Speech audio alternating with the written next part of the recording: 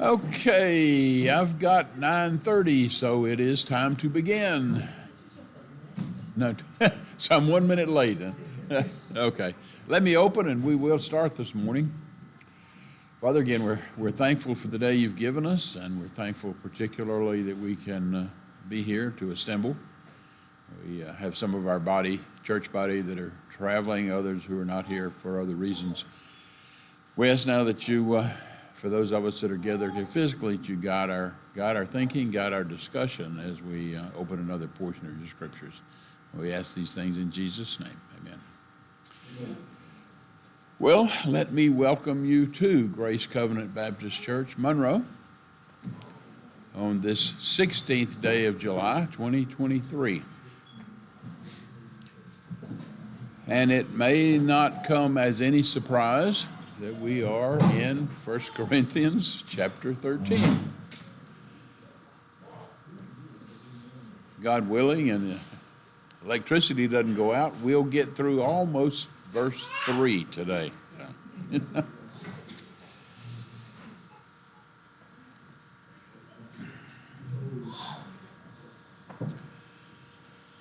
Okay, let's think back just a little bit to our last session.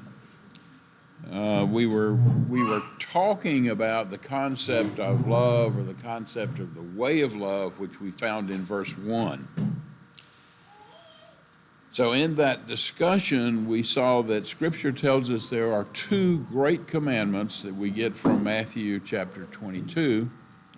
The first and the great is that we shall love God with all of our heart, soul, and mind. And the second is like unto it, that we love our neighbor.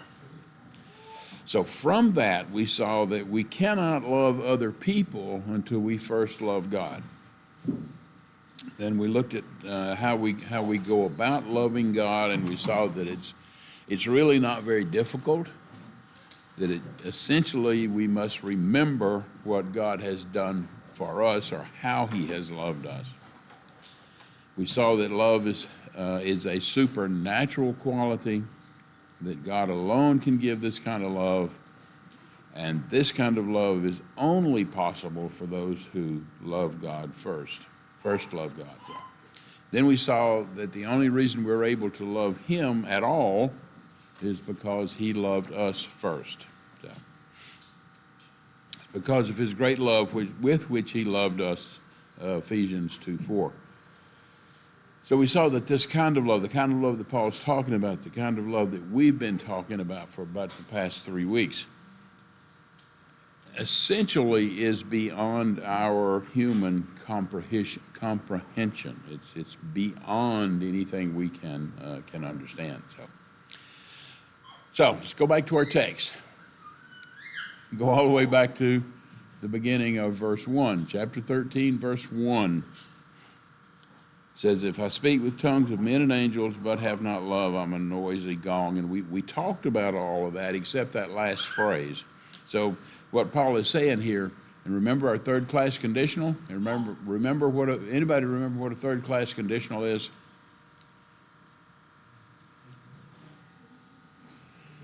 It implies possibility. So we might rephrase, even if I have, et cetera, et cetera. So what he's saying, even if I can speak in these languages, these tongues, but I don't have love, I'm just a noisemaker.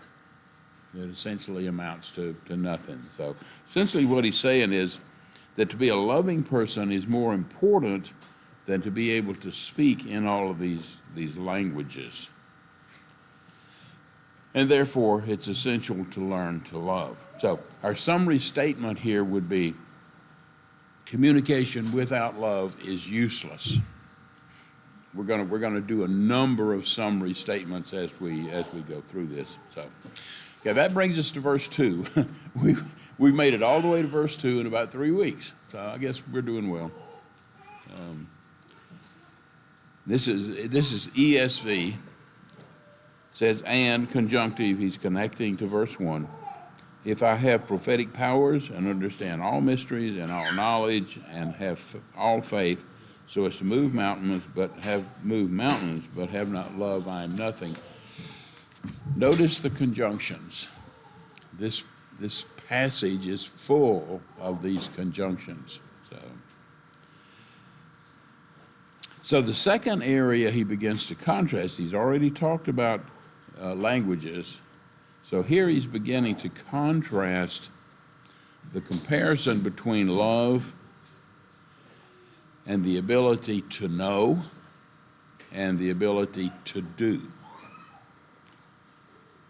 So to say that another way, he's contrasting knowledge and understanding with action and or behavior. Now again, remember our third class conditional from verse 1. So we may render this even if I have these abilities, so forth and so on. So let's take this apart in chunks. Let's go back to the first phrase, and conjunctive, if I have what? Prophetic powers. Anybody else got a different translation? Some just, Yeah. Well, some say just, some translations just say, if I have prophecy. Some say prophetic power. Some even say the gift of prophecy. I guess everybody's reading from ESV. Anybody else? King James? New Revised Standard? NASB?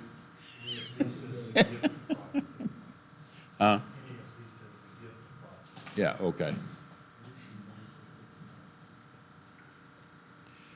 So this obviously relates back to the gift of prophecy that he talked about in chapter 12, verse 10. So that's the grammatical connection. Now, in this context, this term seems to indicate sharing the gospel. Now remember, prophecy has two parts. Remember? We've talked about it in other places. Prophecy is either foretelling, which is predictive, or forthtelling, which is simply speaking forth. Now, it's generally believed, and I may get some disagreement here, but it's generally believed that the foretelling aspect of prophecy is closed. It's no longer operative, it's no longer needed. So this leaves the forthtelling concept. And this is what Paul seems to be talking about here. It's the forthtelling aspect. Regardless, whether it's foretelling or forthtelling, and this is our summary statement, prophecy either foretelling or forthtelling without love is not from God. That's particularly important in the foretelling piece and those who are trying to exercise that gift currently. So, okay, verse 2, second phrase. What's the next phrase? And if I what? Or if I could what? Understand what? All mysteries and all knowledge. So he's introducing another concept here. We've already seen that he talks about the gift of prophecy. So here he's talking about the gifts of wisdom and knowledge, which we go back to chapter 12, verse 8 for that reference. So, now, he has talked about knowledge, he's talked about wisdom fairly extensively before. Anybody remember where that is? Huh? I'm sorry. Chapter 12. Well, yeah. It's mentioned there as a gift. Okay, think about your timeline and let's go back about a year and a half. Let's go back to chapter 1. Because Paul has talked about this pretty extensively from the very beginning. Okay. This is a problem that he's talked about, and he's given us a whole bunch of negative statements about that. So let's go back. Let's do some cross-referencing and a little bit of review. Back to chapter 1. Let's begin in verse 17. It said, "For Christ did not send me to baptize." Remember, there was the controversy about this so-and-so baptized me and so-and-so baptized me, and so he's immediately addressing that. But he also says, "Did not send me to baptize, but to preach the gospel, and not with what?" Yeah, eloquence, clever speech, the different translations. "So that the cross of Christ would not become" what? Okay. What's the other translations? No effect. Some say useless. Now, isn't it interesting that in chapter 1, at the very beginning, and he will begin to talk about knowledge and wisdom, that he in essence says in some instances that's useless. And he says the same thing in chapter 13, verse 3. That without certain qualifications, this ability is useless. Okay, chapter 1, verse 18. "For the message about the cross is foolishness to those who are perishing, but to us who are being saved, it's the power of God." Verse 19. "For it is written, I," that's God, "will destroy the wisdom of the wise, and I will thwart the cleverness of the intelligent." So he begins even there to talk about, without certain qualifications, it's not useful. Verse 20. Say, "Where's the wise man? Where's the expert in the Mosaic law? Where is the debater of this age? Has not God made the wisdom of the world foolishness?"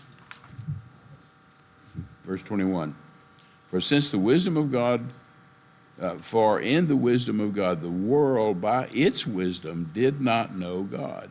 Hang on to that thought. God was pleased to save those who believe by the foolishness of preaching. For Jews demanded miraculous signs, Greeks asked for wisdom. But, contrast, we preach about a crucified Christ and a stumbling block to Jews and foolishness to Gentiles. But to those, 24, but to those who are called, both Jews and Greek, Christ is the power of God and the what? What's the next word? Wisdom. The wisdom of God. So you begin to see, even here, you begin to see how he's connecting this concept of knowledge and wisdom with something else. And in this text is God, and the Corinthians text, it's love. Verse 25 said, "The foolishness of God is wiser than human wisdom." Okay, go to chapter 2. Let's start in verse 18. 1 Corinthians chapter 2, verse 18. Paul says, "And I, when I came to you, brothers, did not come proclaiming to you the testimony of God with lofty speech or wisdom." Huh? Chapter 2. No, verse 1. Did I say 18? I'm sorry. Okay. Modern translations. Well, see, I would like to say I was just checking to see if you're listening, but I made a mistake, though. Okay. I did not read the hyphen between the 1 and the 8. Okay. No. That makes sense. Let me regain my thought. Okay, verse 1. "And I, when I came to you, brothers, did not come proclaiming to you the testimony of God with lofty speech or wisdom." Verse 2. Now, verse 2 is the capstone. It is the title for this chapter. I decided to know nothing among you except Jesus Christ and Him crucified. And you remember a year and a half ago, we talked about that second phrase. The second phrase is important, and Him crucified. So, verse 3, chapter 2, verse 3. And I was with you in weakness and in fear and much trembling. Verse 4, and my speech and my message were not in plausible words of wisdom, but in demonstration of the Spirit and of its power, so that your faith might not rest in the wisdom of men, but in the power of God. Again, he's making that connection. Yet among the mature we do impart wisdom, although it is not a wisdom of this age or of the rulers of this age who are doomed to pass away. Now, we're going to see that concept again at the end of this 13th chapter. So isn't it interesting, isn't it even amazing that at the beginning of this letter, he begins to connect all of these concepts that he's going to talk about specifically in this 13th chapter. Verse 7, chapter 2, verse 7, but we impart a secret and hidden wisdom of God, which God decreed before the ages for our glory. Now here he introduces another concept. He introduces the concept of mysteries, or mysteries, which he's also going to begin to talk about a little later in chapter 13. So, verse 8, chapter 2, verse 8, but none of the rulers of this age understood this, for if they had, they would not have crucified the Lord of glory. And then skip down to verse 13, chapter 2, verse 13. And we impart this in words not taught by human wisdom, but taught by the Spirit, interpreting spiritual truths to those who are spiritual. And then one more, and we'll leave this particular cross-references. Look at chapter 3, 1 Corinthians chapter 3, verse 19. For the wisdom of this world is folly with God, for it is written, He, God, catches the wise in their craftiness. So again, it's that concept, that contrast of wisdom with some modifiers. So, okay, now back to chapter 13, verse, what verse were we in? 2. The next phrase, and know or understand all mysteries and all knowledge. So he's talked about wisdom. So now he's talking about mysteries, and he's going to talk about knowledge. He's previously introduced this back in chapter 2, verse 7, the concept of mysteries. He said, we impart a mystery and hidden wisdom of God, which God created, etc., etc. So he's already introduced this concept as well. So in this context, it seems that perhaps Paul is thinking about some theologian or theologians, I put those in quotes, in Corinth, or maybe sometime in the future. So maybe he's talking about some, quote, theologians that are walking around today. Maybe. So it's an individual who has a great ability to detect and understand all the mysteries of Scripture. You ever met anybody like that? You ever seen anybody like that? Heard? Maybe, maybe not. To unpack the inscrutable and to answer all biblical questions, riddles, and paradoxes. Pretty arrogant, I would think. But on a more practical, in a more practical venue, and this is the question I think that most of us have either heard or thought about or in some way encountered. What about this question? Why does God allow injustice, accidents, and tragedies in our world?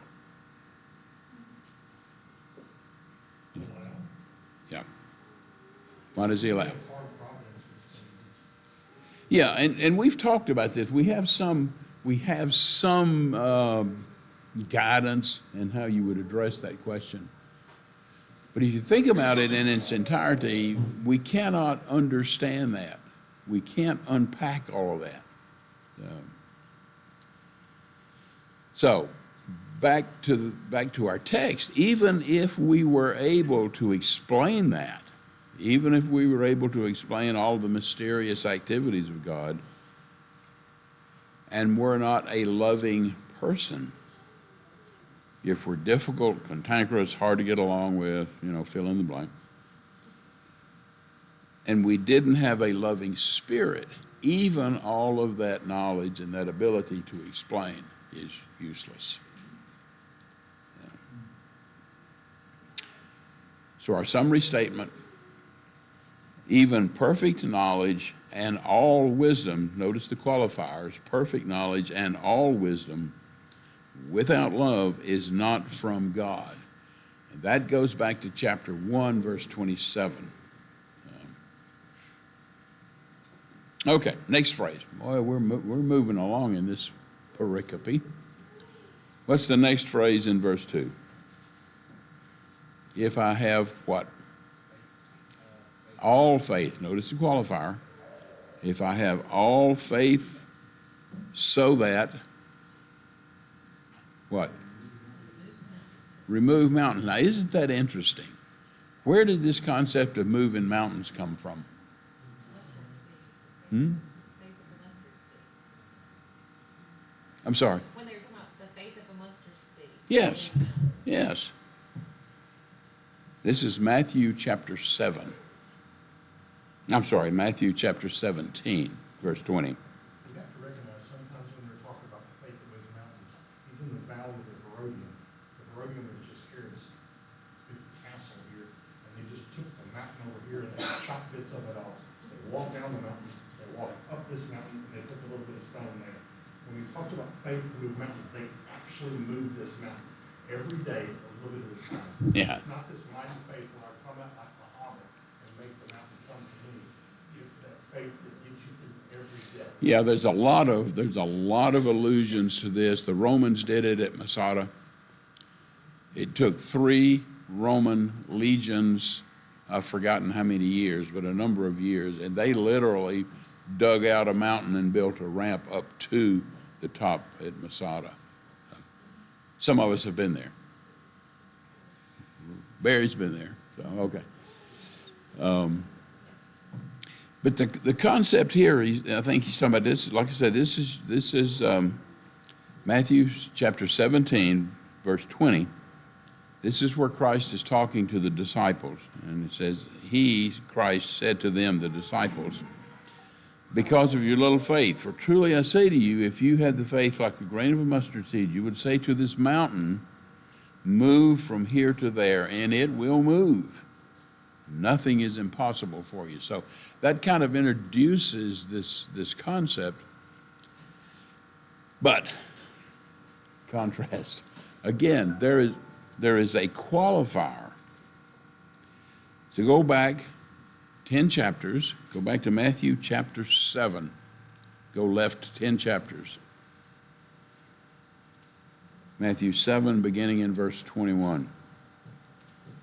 Again, this is Christ talking. He says, but not everyone who says to me, Lord, Lord, will enter the kingdom of heaven, but the one who does the will of my Father who is in heaven. Verse 22, on that day, many, maybe including faith healers, will say to me, Lord, Lord, did we not prophesy? He's already talked about prophecy in your name, cast out demons, and do many mighty works, faith works in your name. Verse 23, and then I will declare to them, I never knew you. Depart from me, you workers of lawlessness.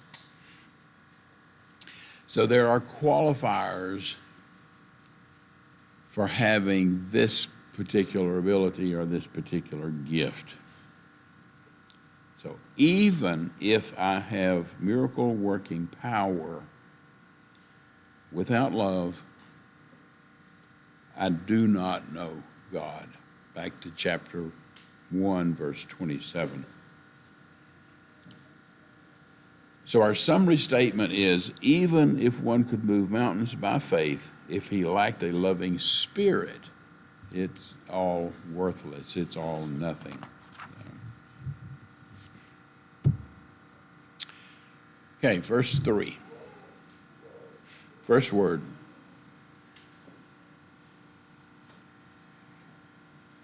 First word.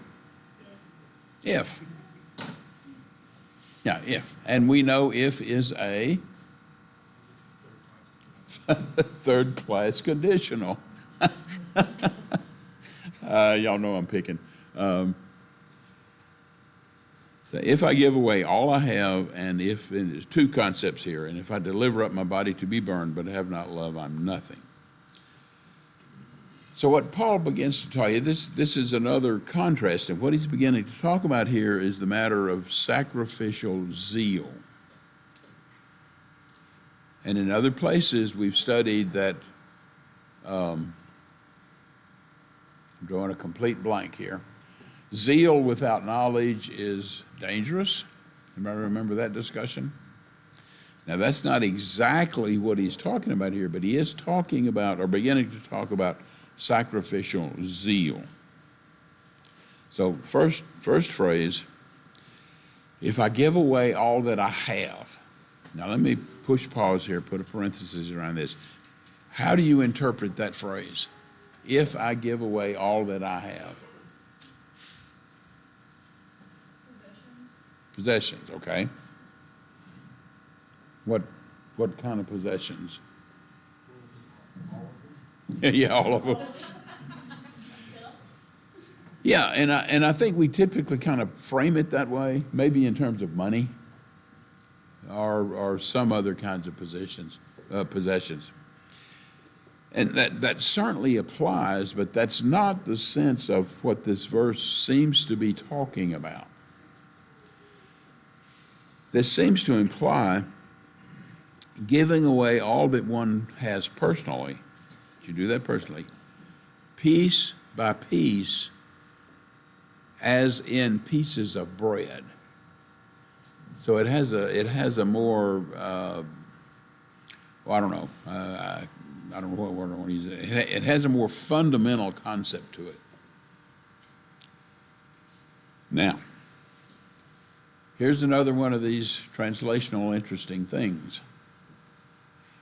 Some of you have, nobody has KJV. I wish our KJV persons were here so I could pick on them. Anyway, nobody has KJV. Somebody does have NASB, right? Huh? Okay, so what does NASB, how is it translated? Nobody has legacy either, I'm assuming. If I give away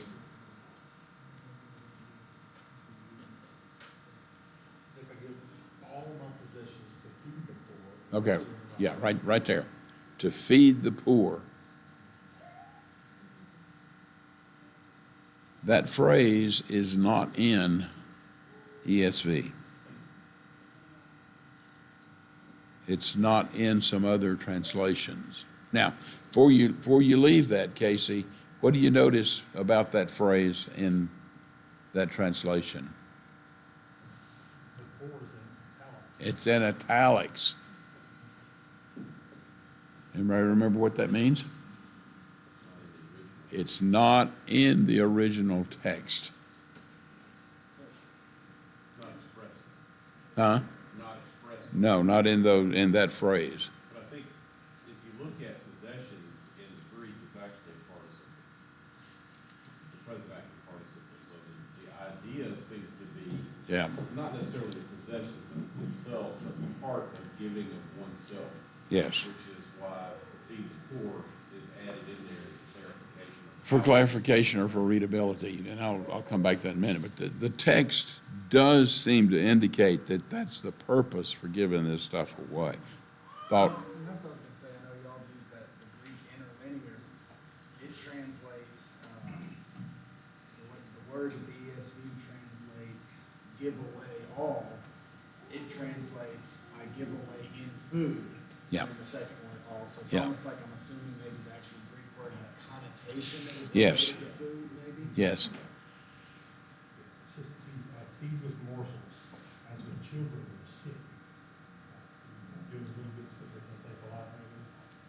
And that goes back to that little pieces. Yeah, pieces of bread or pieces of The food. Laonea actually translates that word to dole out, to give out in small portions. Yeah. Now I'm going to put in a commercial here. I'm going to put in a plug. Do you see how understanding grammar fleshes out all of this? Those of us who are grammarians love this stuff. Those of you who are not grammarians probably don't.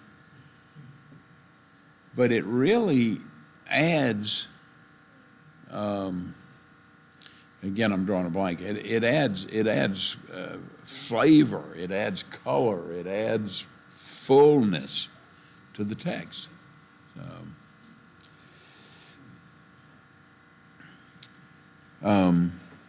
Okay, so to feed the poor is not in a number of the translations.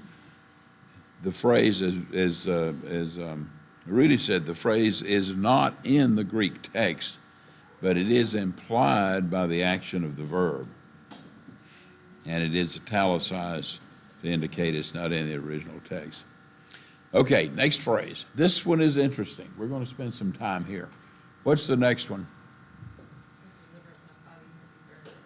Okay, ESV says burned. Anybody? Nobody has net. Nobody has New Revised Standard. If I give over my body in order to boast. To boast. Isn't that interesting? Net says in order to boast. New Revised Standard says so that I may boast.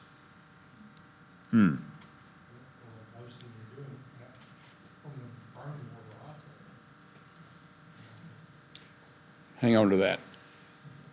It's grammatical, actually. The Greek says, and I'm thinking Yoda here, says, if I might give over the body of me that I may brag.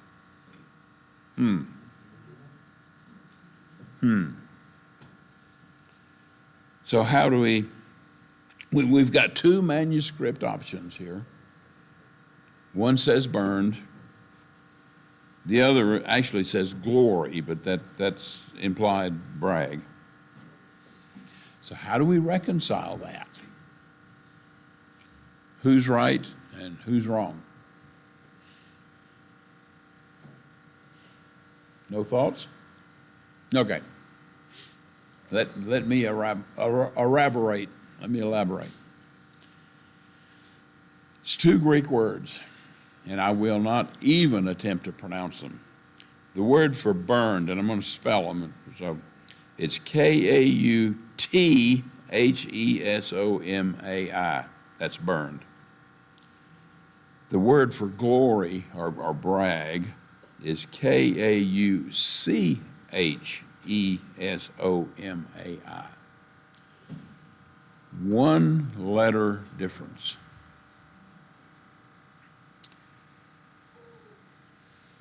The manuscript, the evidence for the manuscript for glory or boast seems to be greater than the one for burned.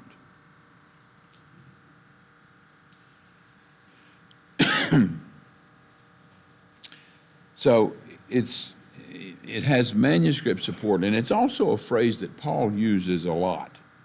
He uses it in 2 Corinthians 8:24. He uses it in Philippians 2:16, 1 Thessalonians 2:19, and 2 Thessalonians 1:4. So it's a concept, and it's a phrase that he uses a lot. But there is maybe another cultural, if you please, explanation. Martyrdom by burning was unknown in the early church, but it became more common, it became more prevalent in the persecutions of Nero and Domitian Domitian or Domitian.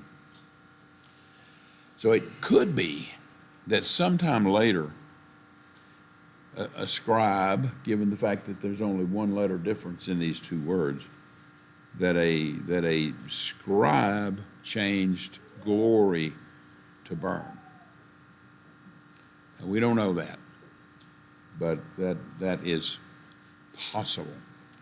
Okay? There was historically in the early church, second century, as they began to meet more persecution, there were those within the church who actually turned themselves over so that they could be martyred. Yeah. It was seen as a mark of extreme piety and faith, and that's not right. The church actually, church fathers actually speak out against it. But yet it seems to be that Paul, whether or not it's a scribal change, or whether or not Paul actually used the word glory, or whether he used the word burn, he's pointing to this idea that even if I do that, even if I do turn myself over with the expressed intent of being martyred, remember, the qualifier is, if I don't have love, then I've just wasted my life, basically. I've wasted that testimony because I did it out of selfish motivations as opposed to doing it out of love.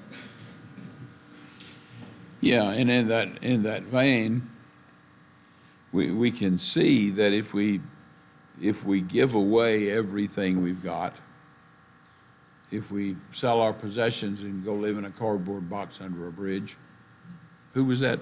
Did I espouse that? I'm drawing a blank.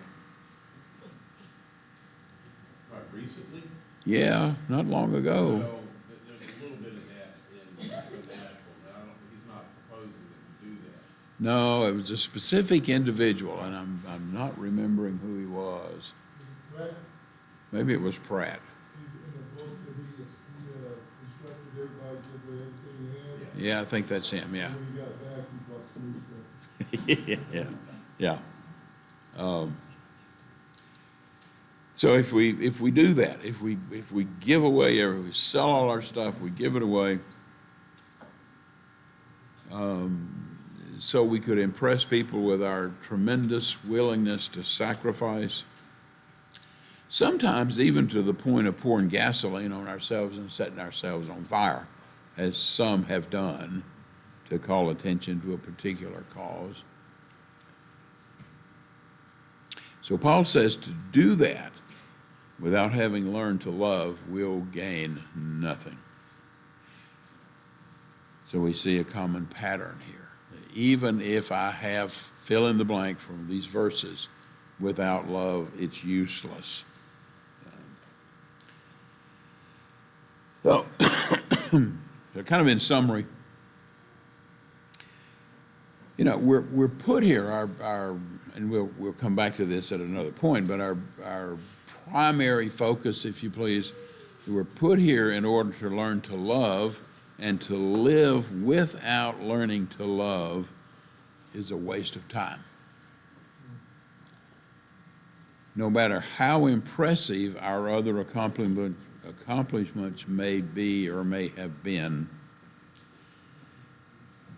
if we lack this one attribute, everything else we do is worthless. Now that's, as Dave Gardner used to say, that's one of those old hard sayings. But that's what Scripture tells us. Ergo, it's truth, and it's incumbent on us to begin to learn how to do that. Remember, we talked a lot about how. This is one of the hows. And we're going to talk some more in our next section about some more hows. Not houses, but how. How to do. Practical. Okay, our next section, we'll begin in verse 4, go through verse 7. Really don't have time to start this, Because this is, there's a lot here we're going to unpack, and we're going to kind of take it as one single unit. So rather than having to start and stop, let's stop for today. God willing, we will begin next week in verse 4. Look, think about this. We went through 2 whole verses today in about 40 minutes. Isn't that amazing? Give you a teaser. It ain't going to be that quick next week. Okay, so let's stop for today. We'll pick up with verse 4 next time. Any thoughts, questions, contradictions, addendums, emendations, pushback? That's all the adjectives I can think of, so, adverbs. So. Okay, then let's break and we'll